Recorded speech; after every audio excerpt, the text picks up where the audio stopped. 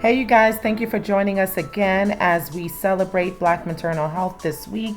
We are joining the Wow Flower Project at their Black Maternal Health Expo, along with the Director of Litigation for NLSLA, a womb doula, and a biochemist, and of course, yours truly, Dr. T. We thank you for joining. You're going to learn lots of great things about advocacy today, so hang on tight.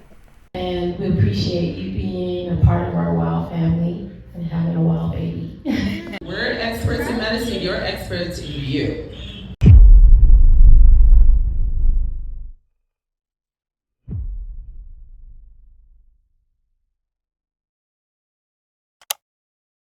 Even if they're menopausal, like me, you're still learning. And I think the key thing is for us to get that information and share it. Like I said, I didn't know my grandmother had 3 C-sections. We need to have those talks with our family members about our health history. To know that, hey, I had gestation diabetes and I should have been then on a new path to not being diabetic. But I was like, that was then, that is not now, and that is still now. Because I then become type 2 diabetes after having my children.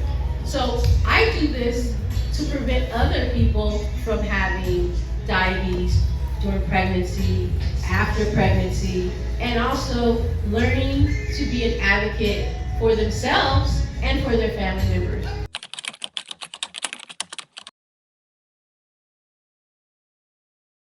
I was like, you know what, I'm gonna become a doula.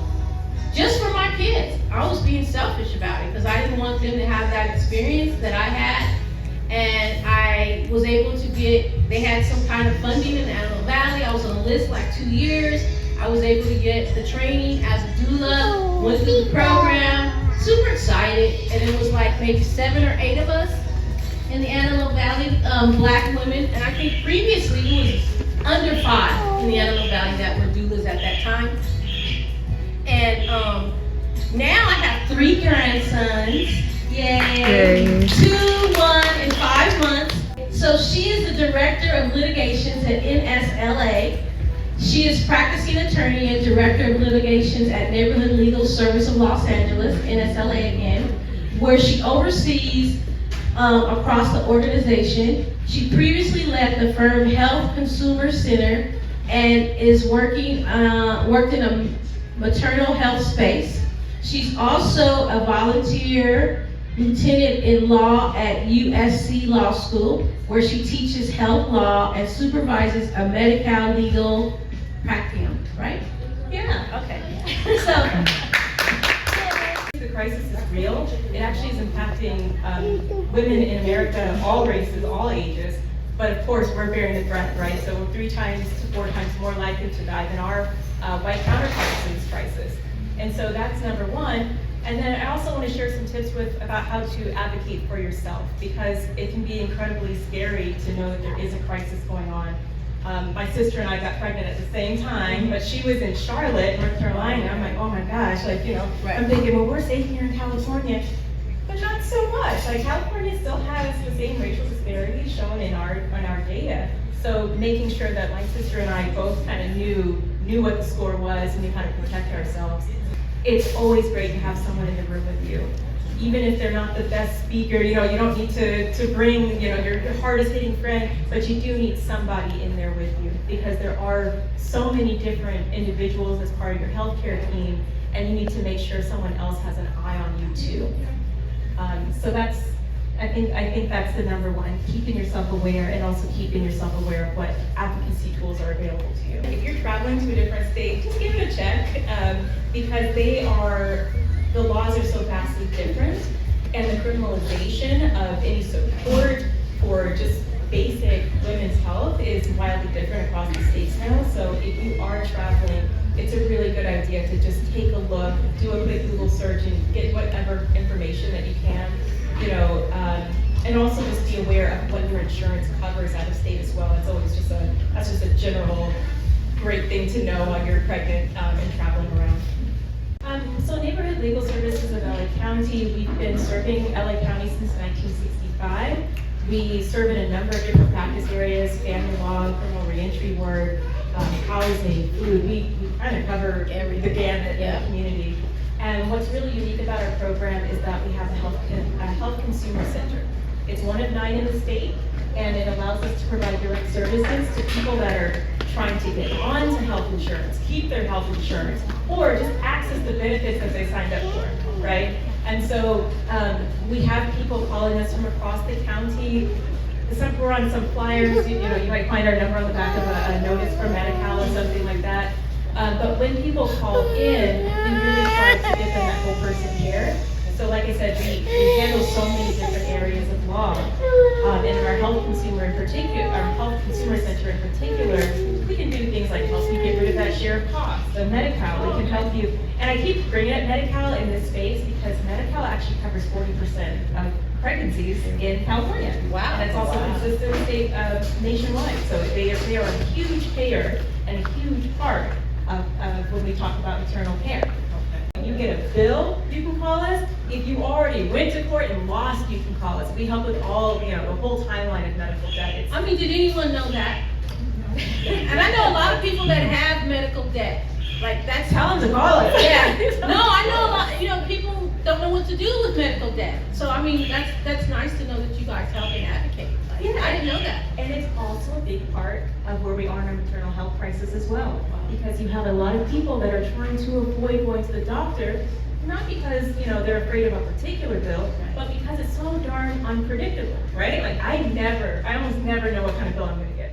You can also go to state fair hearings if you've been denied from a program or you cannot access your benefits. You can go to state fair hearings.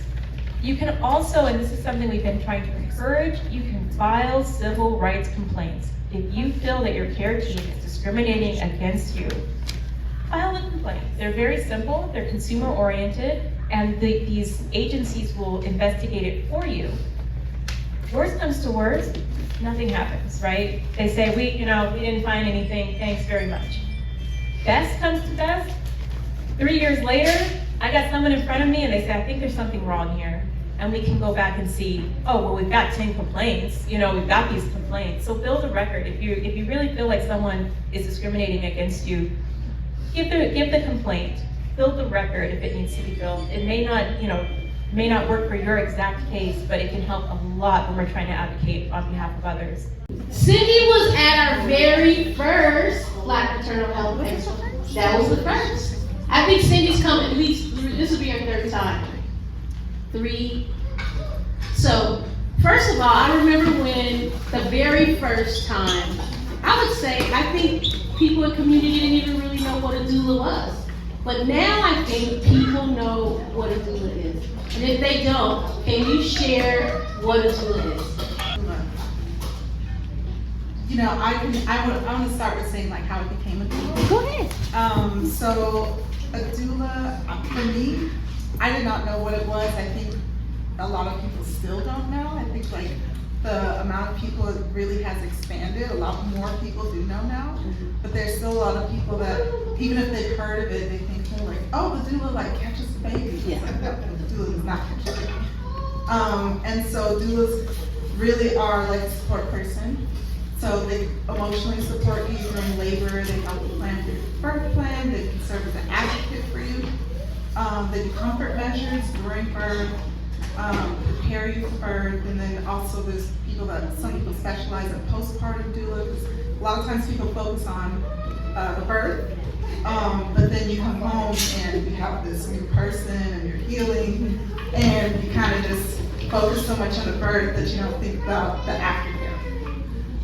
But I didn't know what a doula was until it was actually a Reiki teacher. I was taking Reiki and we were doing exchange, and I said I really wanted to work with women.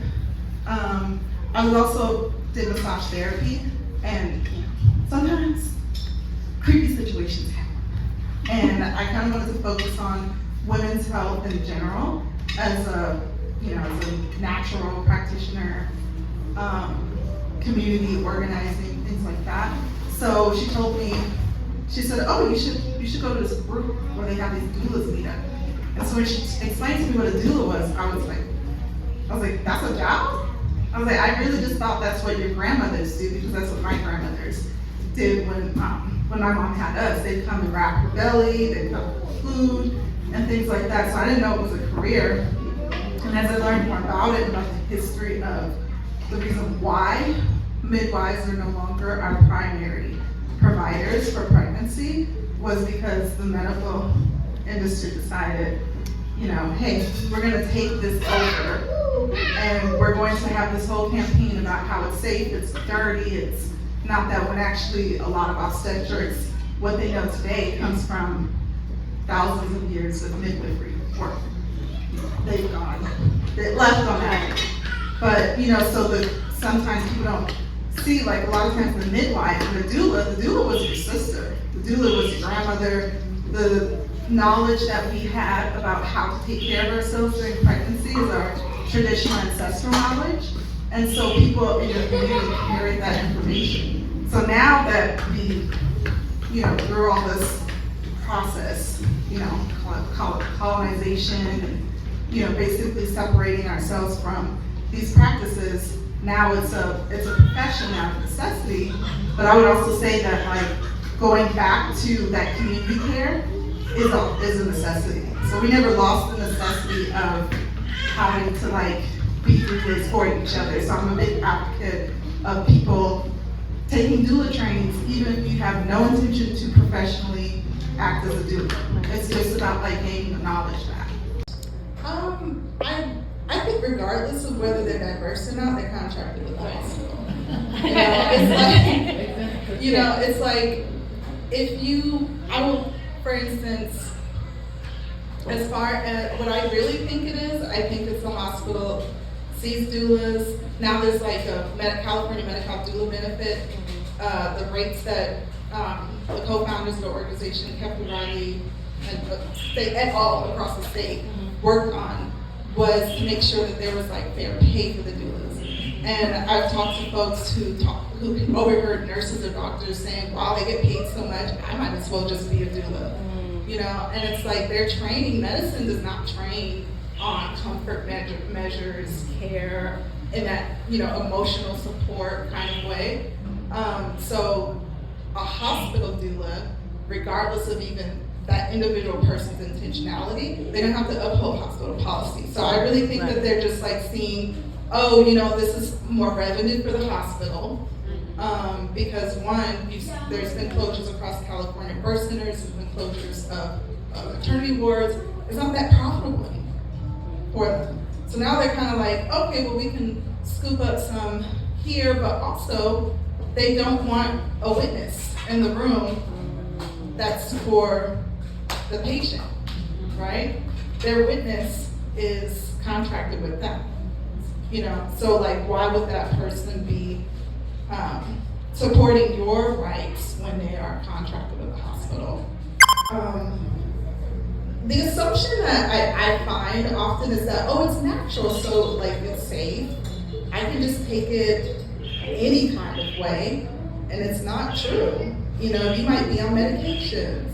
Humans have never been exposed to microplastics in the history of humanity. As far as we know, has never been exposed to microplastics. We have never had diets with this amount of sugar or preservatives. Like, our bodies have not evolved to, I mean, the food is basically like, it's a product in a factory. I guess if we were made in a factory, maybe that would, you know, like line up, but we're not. We're biological beings, you know, we're raised with plants, you know, and so it's like, I think reclaiming, I think what it is that we're so information driven now, we've become like, oh, like this information, this study, you know, these are facts. And so, but facts also can be facts until they're not, because maybe somebody just had it wrong. Or the other thing is that we dropped wisdom. Like, we're so reliant on facts and information that we're not filtering the facts through wisdom. So there's like wisdom, discernment, you know, or like people think that it's herbs, that you don't have to be disciplined or there's any rigor to learning it. And there is, you know, because it's like, it's always been serious business to keep the family, the village alive. that's not different to me. Dr. Love, Kayla Love, the founder of Drlove.care, we scientifically create natural and individual products for hair, skin, internal health needs. Consultants are available at Drlove.com. Community outreach, we partner with community leaders to teach science in a way that a person who is not a scientist can understand and provide health resources to underprivileged communities. And let me just tell you guys, Dr. Kayla is a part of the Wildflower Project. We've had a label reading class.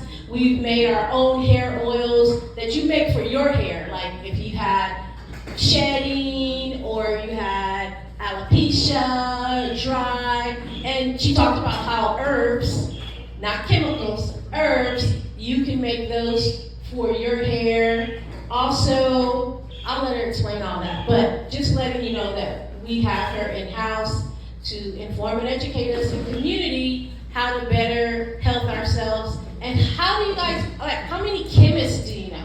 You know what I mean? So we have a chemist in-house, which is super great. And I've learned already, my husband said, Louie, I thought you said you just wanted to stuff for a few things. I was like, I was reading labels. And I realized I was really like, I looked up something and I totally, a cereal I used to get, I don't get anymore. And I went through the things and I'm starting to like really narrow down. And I think that's what we need to do is really take time into being healthier and not just take the first thing that we see on the show.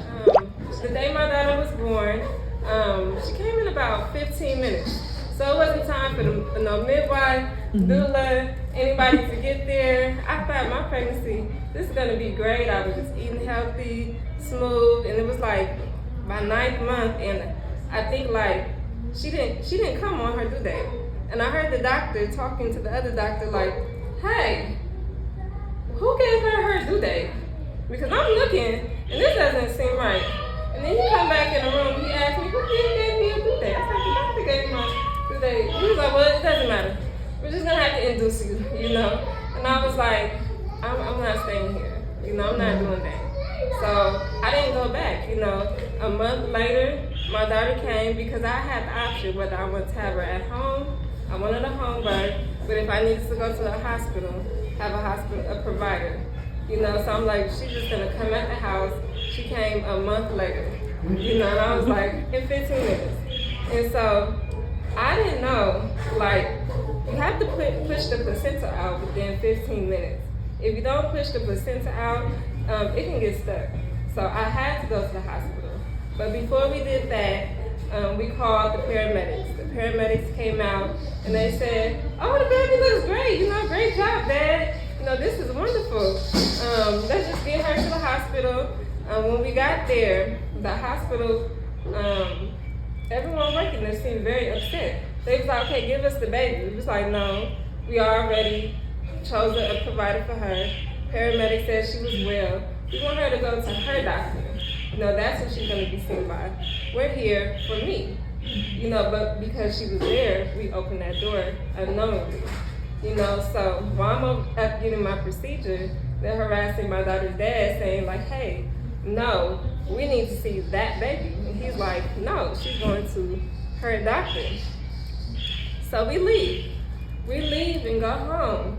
That very night, the day my daughter was born, a social worker and 13 LAPD officers show up at our house with guns drawn. You know, and they said, this is a health and wellness check. We need to check on this baby. You know, they arrested my daughter's dad, took him outside, and they said, we have questions for you. And I said, well, you know, I'm not answering any questions until her dad gets here. You know, so they just went back and forth with me for about 2 hours. You know, saying like, you need to answer these questions, we need to know about this baby. And I was just in fear.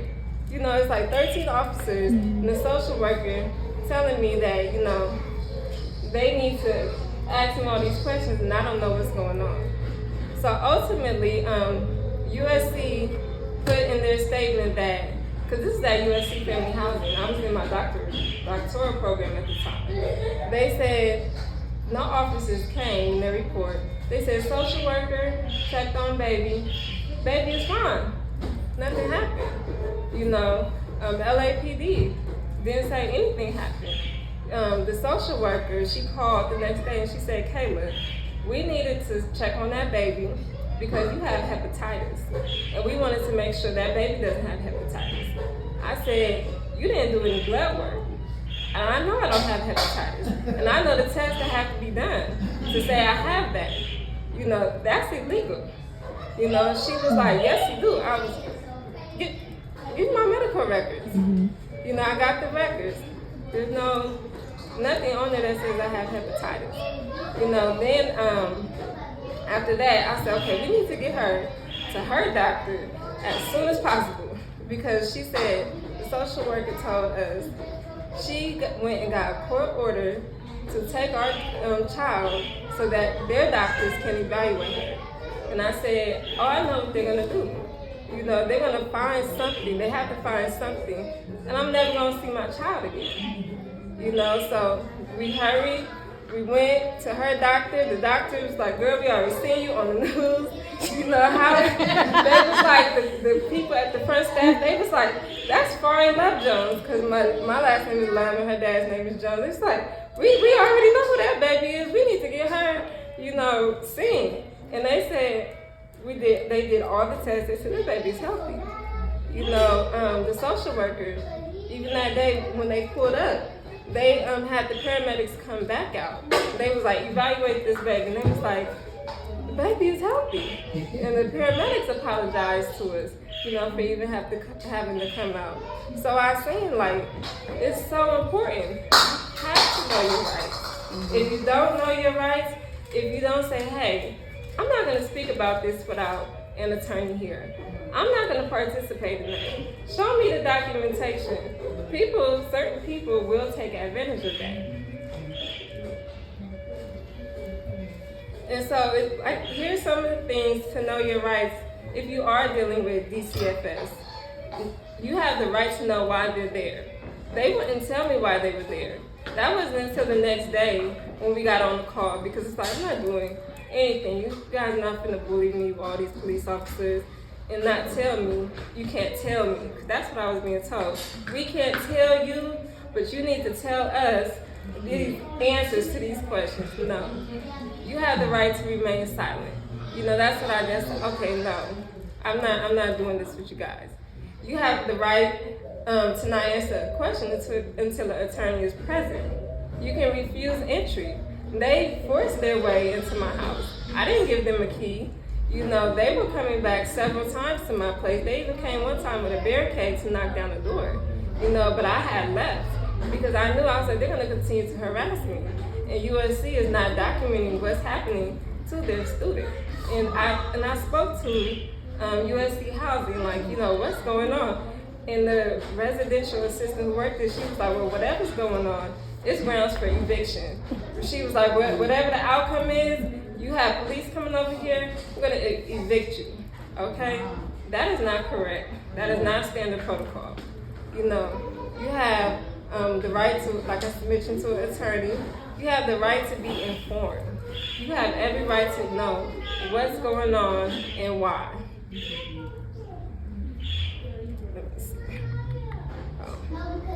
So I said, you know what, I'm going to move forward. I'm not going to let this situation, you know, stress me out.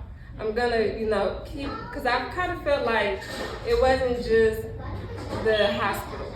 You know, I felt like USC, how they responded. LAPD, how they responded.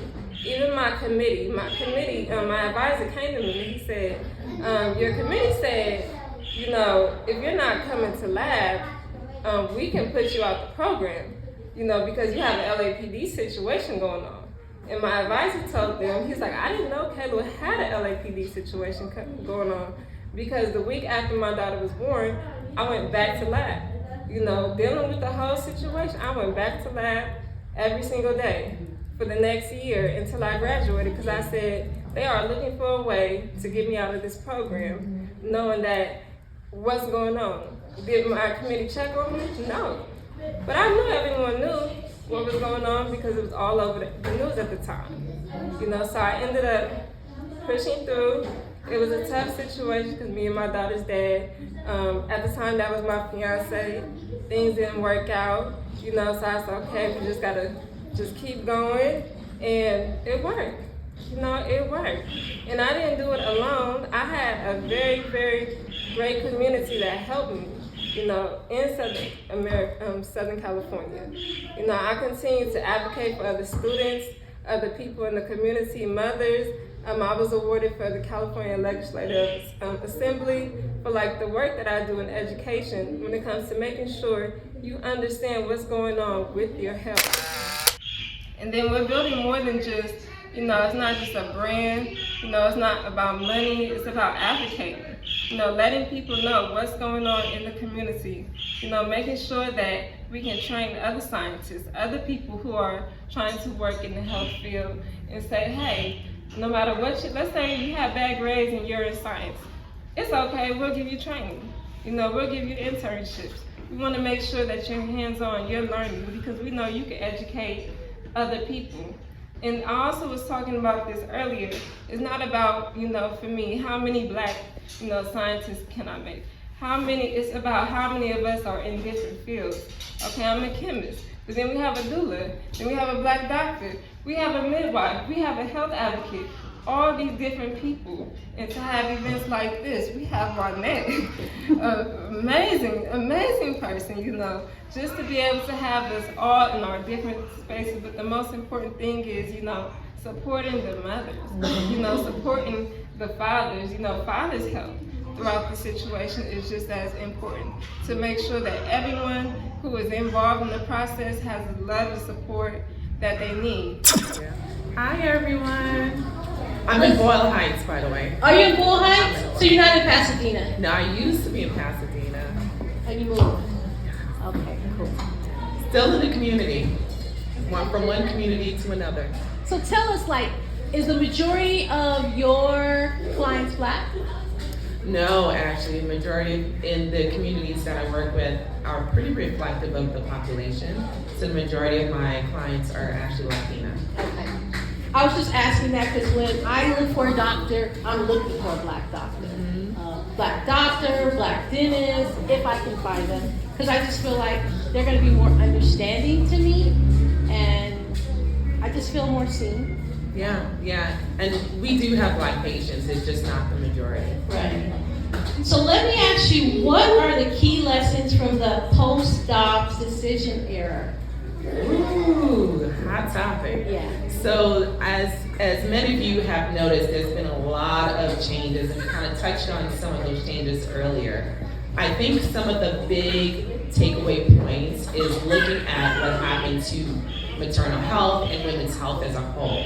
So during that time period, as a result of the reversal of Roe versus Wade, we do know that there are certain states that immediately enacted laws to restrict access to abortion care. And what I want to focus on is not just abortion care, but what happens to everyone when that happens. Because I think when we say abortion, people kind of, that's not related to me, so my ears are tuned out. But what happens to one group, love this Martin Luther King Jr. Quote where he talks about injustice to some is injustice to all. And we see that when certain healthcare services are limited. So as a result of that, we have shifts in the population, not just from the medical practitioners leaving who may want to work in areas where they have more independence and more autonomy of their care, but also from the population itself. There was a shift in women relocating to different areas, relocating to different towns. So what happens to our communities when we lose individuals, when we lose skill sets, when we lose entrepreneurs, when we lose businesses? It affects us all.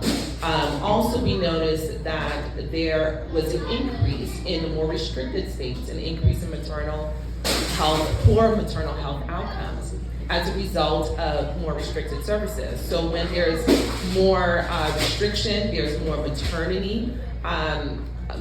maternity access issues, there's more maternity deserts, but also what we don't talk about is the same women's health providers women's health care providers that provide obstetrical services also provide gynecological services. And so not only are you losing those who are taking care of your maternal health, but those who are doing your cancer screening, those who are taking care of your abnormal bleeding, your fibroids, who are addressing your menopause and perimenopausal issues. You're losing those services as well. And our communities have always been at a disadvantage when it comes to certain things, especially cancer. When you look at breast cancer, we're more likely to die from breast cancer. We have more aggressive forms of breast cancer. When you look at cervical cancer, we also have lower rates of screening. So it's really important for us not just to look at the isolated issue, but to look at really how that trickles down and affects the broader scope of our women's health services. I'm gonna do a question because you brought up fibroids, and I know like in Black women, it seems like we get fibroids more than other women. Is there a way to prevent that? Or why is it that we're getting more, or where did it really come from?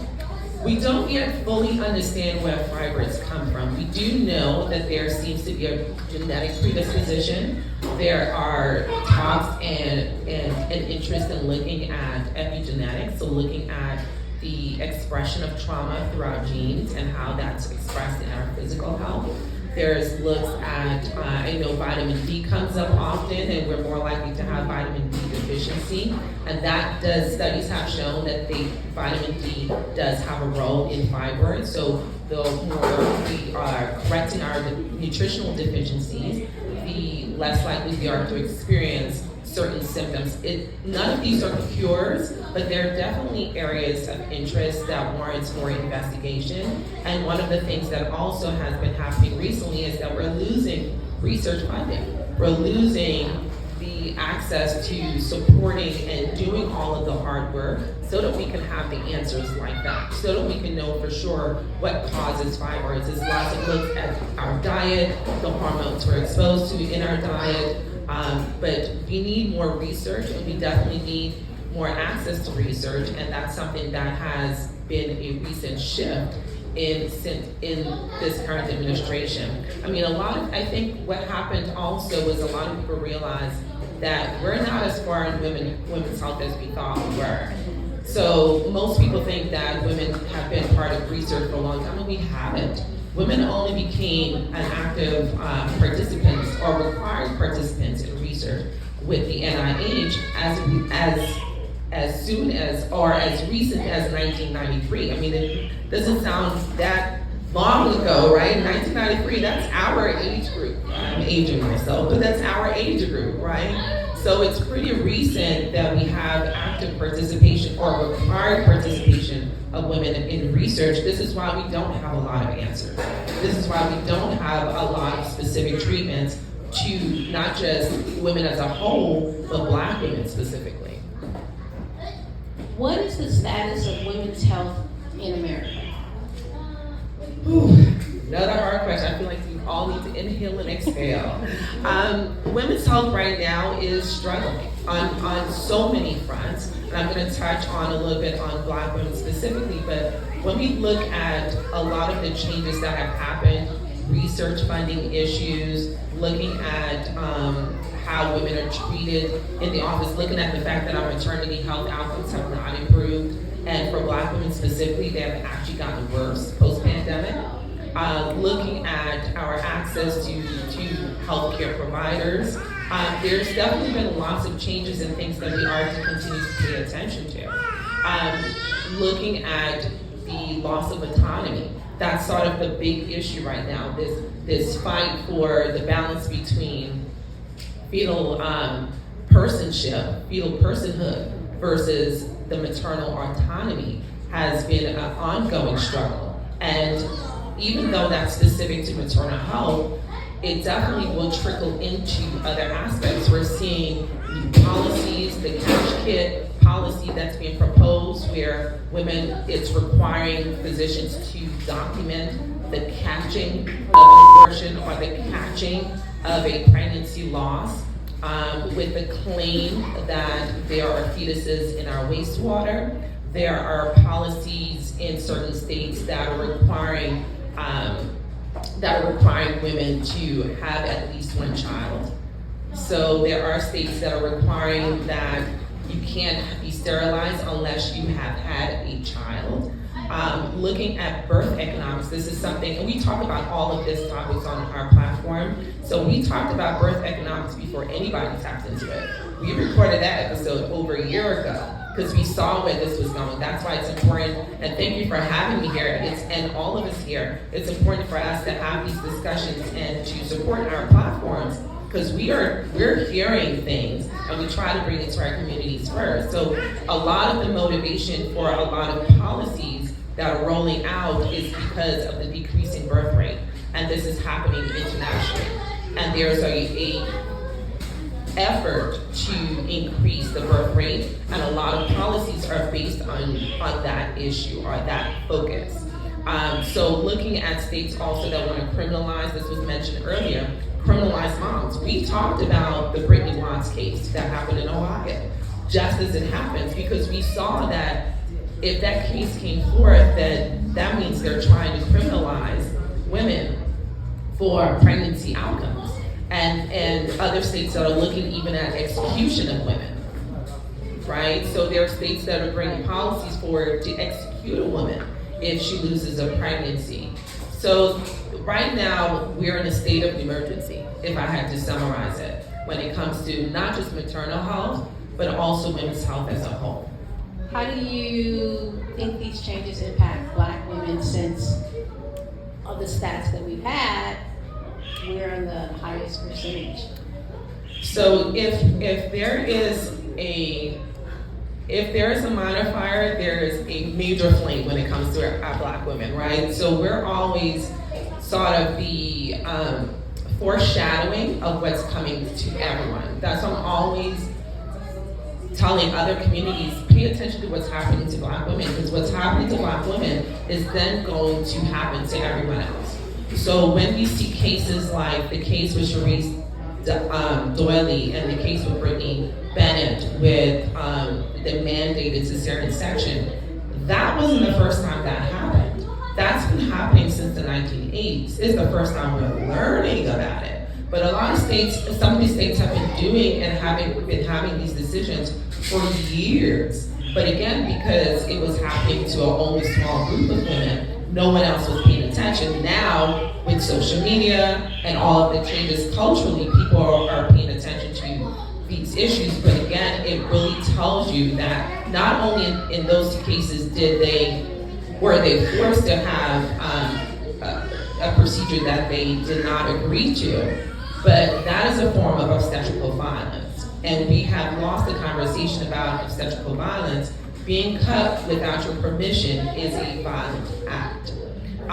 But for whatever reason, when it comes to pregnancy, these violations of our civil rights are not viewed the same. Otherwise, if you were a competent patient and you declined care, you had a right to do that. There was a previous case also where not only was the woman forced to have a C-section, but she actually signed out of the hospital. They sent the officers to go get her, bring her back to the hospital, and force her to undergo a procedure she didn't want. So not only does that show that there's a loss of autonomy in the hospital, but there's a loss of autonomy, period. So even if you're outside of the hospital, because that's one of the things we would say in terms of advocacy, you can sign out against medical advice if you don't like the care you're receiving. But that case tells us that that is not enough, because if the state brings up the case on behalf of the hospital, then the jurisdiction is not just in the hospital itself. When we looked at the case with Adriana Smith, also a red flag, right? That's the case in Georgia where a Black sister was forced to continue pregnancy even though she was determined to be dead, to incubate, right? And now we're seeing efforts to bring on the, we didn't talk about AI, but using robotics to incubate babies, right? They didn't pay attention to Adriana Smith. Now we're looking at incubators, robotic incubators. We're looking at robots feeding babies, simulating breastfeeding. That's a real thing. We're looking at the use of AI and robotics that's really undermining humanity. because as much as a robotic can do the actual act, there's so much more to breastfeeding. There's so much more that happens emotionally and biochemically to feeding a child, to nurturing a child. And so there's an overall loss of humanity, and what has been happening to Black women has been the signal for that, but no one has been paying attention. Similarly to the doula, the midwife that lost her life, Dr. Janelle Green-Smith, right? Yeah. Because one of the things we would think is the more you're informed, the more you're likely to be able to advocate for your own health. But her death showed us not only is preeclampsia a very serious condition in our community, but also being in the field isn't protective. So it's important for us not just to hear these stories in passing, but to really pay attention to when these stories happen to Black women, what does that mean on the grand scale? What is that foreshadowing? So that we can also come together as communities and strategize against these efforts. I want you to know, I'm thankful for you sharing that information, because some of that I wasn't really aware of, and I think we need to be aware of that. To be able to know for our own selves, but to share with people in the community, because it seems like we basically have lost our reproductive rights. When they can come to your house, handcuff you, take you back to the hospital, and then do a procedure on you. Yes. Very scary. Is there any questions that you would like to ask, since we have our gynecologist obstetrician here? Are we gonna deliver here? We got a doula, we got a doctor. Do we need to hold up? Yeah, we can do it. We'll lay you out right here. Congratulations also to the moms in the room. Yeah, congratulations. No, I mean, it's just to see how far this is going. Like when you said AI simulating breastfeeding, Mm-hmm. I mean, it's taking away that mother-baby connection. Absolutely. Yeah. Which is huge. That's how babies learn. I'm going to speak for the psychologist who comes on our platform. That's how babies learn trust. That's where trust happens. It happens and it's molded from infancy to the age of 3. So it's very important when we look at these outcomes and what's going on with our kids. We have to understand a lot of that is embedded very, very early. So it's important for us to protect that sacred space that happens with moms and their kids and dads and their kids as well. Yeah, it really is. I mean, I'm glad I'm not having a baby at this time, because it's just very different. It's difficult to understand. You know, I remember being younger and you'd say, my grandparents or people said, you know, this was back then, or this is long ago. I mean, I'm saying that now. Mm-hmm. It didn't seem that long ago, but things are totally changing. Yeah. And we have to continue to be informed and educated so we can stay up to being able to deal with all of these changes. Right. How do we better be prepared to be able to come to the doctor and be able to share what's really going on with us? How do we advocate for that? That's an excellent question. Starting with really journaling what's going on. I'm huge on patient journaling their symptoms, because also when you come in the room, it's hard to remember, especially when you're rushing to your appointment and you have to think about the kids. I gotta pick up that kid, I gotta drop off this kid. It's hard to really remember all the questions that you have. So really thinking about the purpose and focus of your appointment ahead of time, preparing for that appointment ahead of time. And also most systems, or most healthcare systems, have electronic records where you can message your clinician. So even if there is limited time in the office, and that's a whole other conversation, that how that's happening and who's really making those decisions, but it's not the physicians, I'll tell you that, unless it's a private practice. It's usually administrators that make those decisions, and it's coming. Also, if you're in community clinics, it's coming from, I didn't mention the loss of Title 10, but also keep that in mind, the loss of Title 10 with clinics, but it's coming from also HHS. So HHS makes the determination of the number of patients that need to be seen in order for the clinics to get their grant, which then calculates down to the number of patients that need to be seen per day, which calculates down to the number of minutes per patient. So just a little bit of an insight as to where that's coming from. So also, if you don't feel like you had all of your questions answered, asking also for more time and advocating for yourself in the space. And then feel free to do a follow-up. I have patients who message me all the time, hey, I forgot to ask you this question. Never a problem, never ever a problem. It should never be a problem. And also choosing your doctor as much as you can. I know some communities have health deserts and choosing your doctor is limited, but also making sure you choose a doctor that's willing to have that conversation with you and willing to answer your questions. Thank you for that. I think that health journaling is good. I'm gonna actually start that, and I think on our health components that we do here, we're gonna start giving out health journals, because I think that would be good for people, because when you get there, you know I have a list. When I get out, I'm like, oh man, I forgot. But I do message them, like I messaged last week at like 2 in the morning. I said, see, this medication's not working. I had a hot flash, I'm wet, my hair is wet, I'm up right now at 2:30. I need help. And then the next morning it was a message saying, we made you an appointment on 30th. Come back in. That's what you do. Yeah. That's what you do. Oh, that's a great question. Both great questions. My family, they don't care about the MD. They really do not.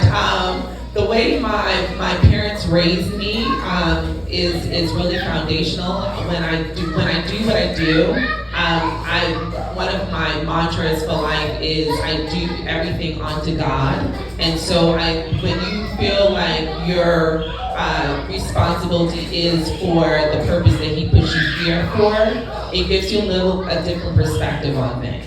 So I always work to please Him, and I truly, because of who I've been molded to be, I truly just enjoy what I do. Like, I truly have a passion for women's health, and I enjoy my women. I mean, I have patients that come in and be like, girl, let me tell you what happened.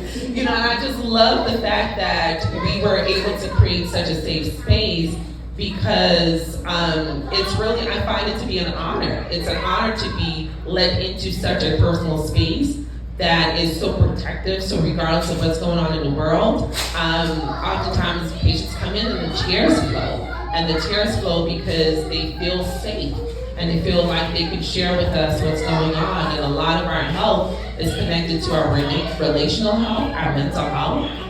They all interplay. So I want to know everything. Patients are always like, this is probably too much to tell you. No, I want to know everything, because that's how it helps me to better take care of you. And finding doctors, I mean, there's pluses and minuses about social media, right? You have a lot of expert influencers that are not experts, that are misguiding people in terms of information. But then you also have a lot of clinicians that have taken to social media so that they're more visible. So you can also just even survey who's on social media and whether you like them or not. But what I love is that there are also websites and platforms you can go to that, like the Earth app, that gives you a review of hospitals, a review of clinicians, so that you know, for other Black and brown women, who do they like? Where do they go? And those lists are out there. There's Drlove.care, there's the Earth app, there's Cube Care. I'll give you guys the list, but there's a bunch of places you can go to where you can find out from other people, you know, who they like and who they support. And then also patients find out through other co-workers in the space, you know, so doulas refer to me, I refer to doulas, you know, midwives refer to us, we refer to midwives. So if you create communities like this is how you get to find out where are the safe spaces, who are the providers that see me as a person. That's a great question. So when you have challenges in terms of your care plan, and maybe you have a different perspective, like you like a more holistic approach and the doctor may be more conventional and things like that. One of the things that I have people do is they reach out to me first and have the conversation outside of the office first to really get perspective on the issue from someone that they feel more trusting in. And then in the conversation, because there are clinicians who do feel offended when people challenge, which I think is just weird, but it happens more often than not. And so in that conversation, I think when you are starting with a provider, really start with a provider before you need the help. So going into the office to interview your provider, having conversations in advance to get a sense as to how that provider practice, ideally, because a lot of times we only go into the doctor when we need help, when there's a problem. But looking to go into the doctor and interviewing your doctor before you're in a position where you actually need the help will give you some insight as to how that clinician practices and whether or not you want to continue with that doctor. And as was mentioned earlier, you do have a right to switch clinicians. Like for some reasons, when we feel like when we make decisions, it's a permanent decision. I always tell my patients, even with birth control, you don't have to feel committed to it. You can try to, toss it out and try something else if it didn't work. So also feeling free to be able to change your mind. And then being honest with the provider and saying, in this moment, I don't feel like I'm being heard. Here are my concerns. And this is my goal. Not everyone practices the same, so you may not get a welcome response, but I think it's okay to speak up. And if that provider is not accepting of your concerns, then it may not be the right match for you.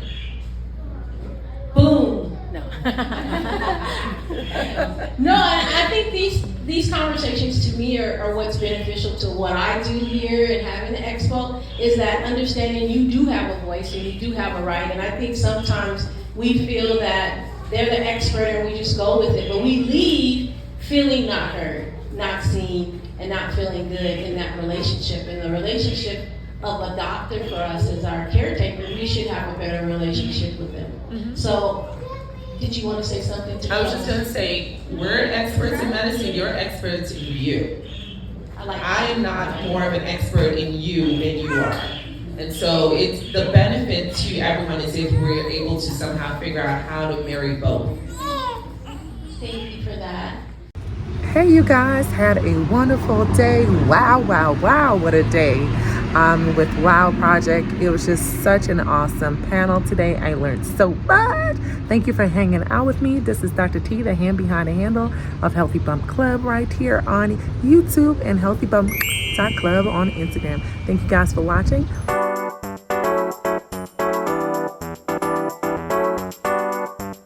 This is Dr. T, just a friendly reminder. Don't forget to comment, like, and share.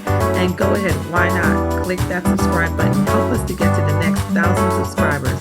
We thank you guys for supporting.